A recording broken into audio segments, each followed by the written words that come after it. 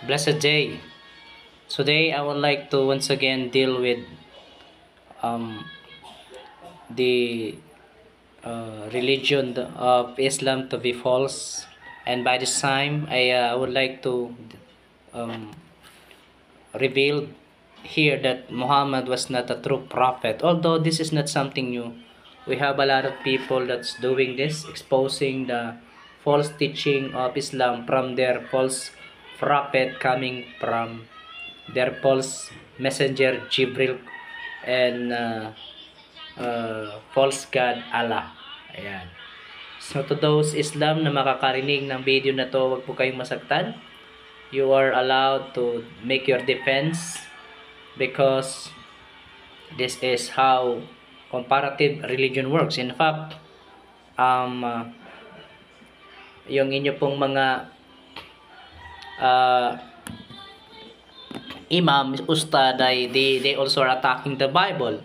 Although the Quran, even Allah or Muhammad himself, did not command any of your teacher or member to attack the Christians or the faith of the Christians or also the Bible itself. I challenge your debater, your ustad, to provide any single ayah or surah that says you attack the Bible or the Bible will be corrupted. Walang ganon.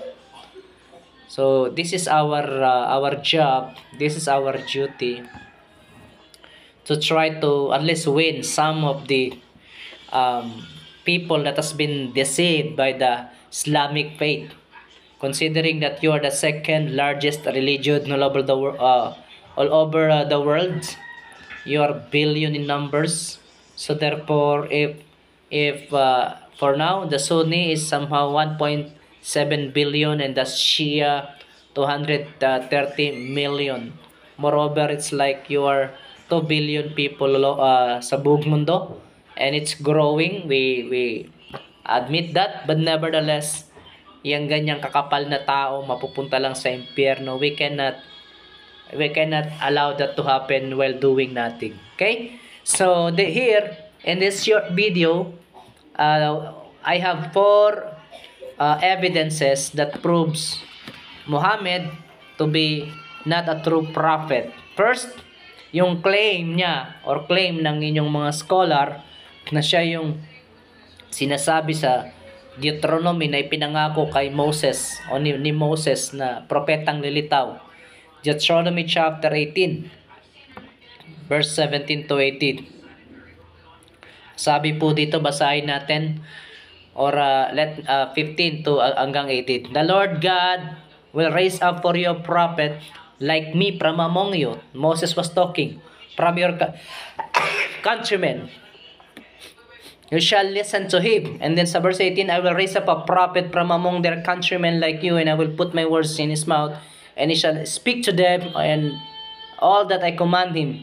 Sa verse 15, si Moses ang nagsasalita. Sa 18, si Lord na. But the same description, yung prophet daw po ay from among the Israelite or Hebrew people, from their countrymen.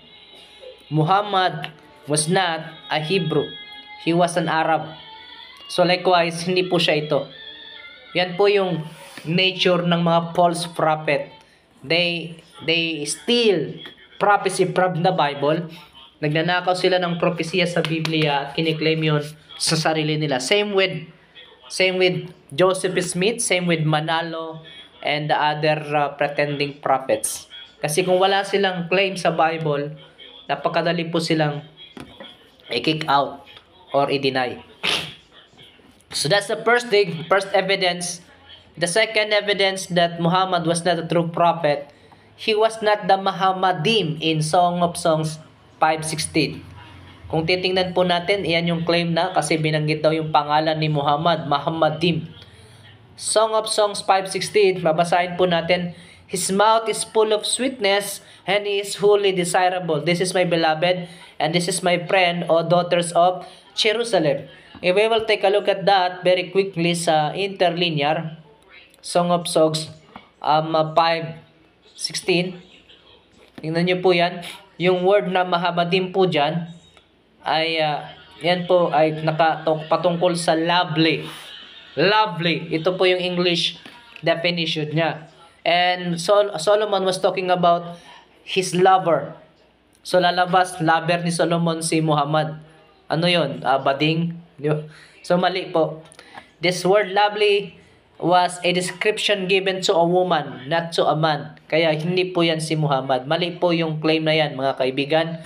Yung mga nagbalik Islam kuno, parang yung word kasi na balik Islam, yan yung kanilang maling pagpapahayag na parang lahat ng tao galing sa Islam o lahat ng tao Muslim. Tapos gagamitan nilang definition. Muslim means one who submitted his will to Allah. Pero yan po ay puro claim lang. Wala pong nangaral ng Islam during 500 AD, 400 AD, 300 AD, 200 AD. Wala po yan. Kung meron, magpakita sila. Tanungin nyo po yung mga ustad ninyo, imam ninyo, kung sinong nangaral patungkol kay Allah, patungkol sa Islamic faith, at sinong unang Muslim during that time. Ang Muslim Islam, ipinangaral lang yan ni Muhammad. Kung walang Muhammad, wala pong Islam, walang Muslim. So yung Muhammadib, sa Song of Songs 5:16, hindi po siya yon. Babae po yung tinutungkulan doon. Maliban na lang kung tanggapin niyo babae si Muhammad. No? Hindi naman siguro. Then, let's proceed po sa pagkatlong claim. Sa Gospel of Barnabas, literal na binanggit yung pangalang Muhammad sa chapter 97 verse 9 and 10. No? Pero tandaan po natin, ang Gospel of Barnabas, hindi po yan bahagi ng canon. And therefore, if it is not part of the canon, it means that is not inspired. Okay po? That's not inspired. Kaya, nagkakalungkot po kung kayo ay magbabase sa mga kasulatan na hindi kinasiyan ng Diyos. Ligaw po talaga. And that's why. Then, pang-apat po na dahilan, dahil ito po ay maiksing video lang, 10 minutes lang po ito. Bakit si Muhammad ay hindi siya totoong propeta? Yung claim na siya daw ay spirit of truth. Na yan po ay of course nasa Biblia. In John 14 verse 26. Mabilis lang po, titingnan natin. Ayan po. Sabi diyan, but the helper, the Holy Spirit whom the Father will send in my name, He will teach you all the things and bring to your remembrance all that I said to you. And then sa 15 na 26, siya po ay tinawag na Spirit of Truth. Sabi nila si Muhammad daw ito. Pero dito po Holy Spirit yan. Siya si Holy Spirit. At sa Bible ang Holy Spirit ay Diyos. Hindi siya tao, hindi siya anghel. Siya po ay Diyos. Maling claim na naman. Kaya kahit ano pong gawin, talagang mali po talaga. Therefore, regardless kahit ganong karami kayo, nakakalungkot lang because billion of people will go to hell and everything nadadagdagan niyan. So may namamatay na pupunta ng impyerno mga Muslim dahil walang kaligtasan sa kanila.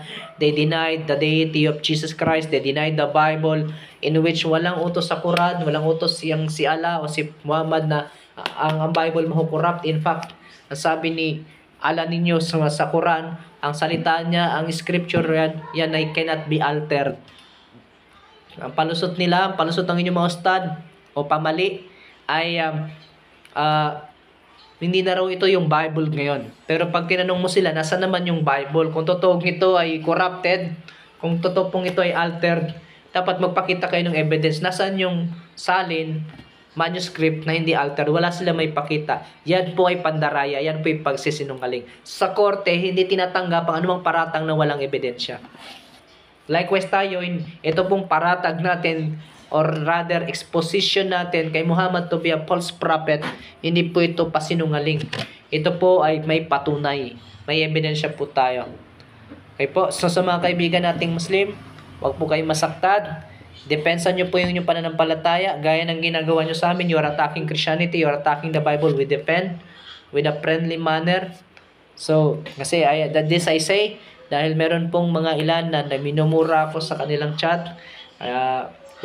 Sabi ko, kung kaya mong idepensa, dumipensa ka. Because that is comparative religion. That is apologetics. Kung di mo kaya, magtanong ka sa ustad mo, o dali mo yung ustad mo sa amin o sa akin.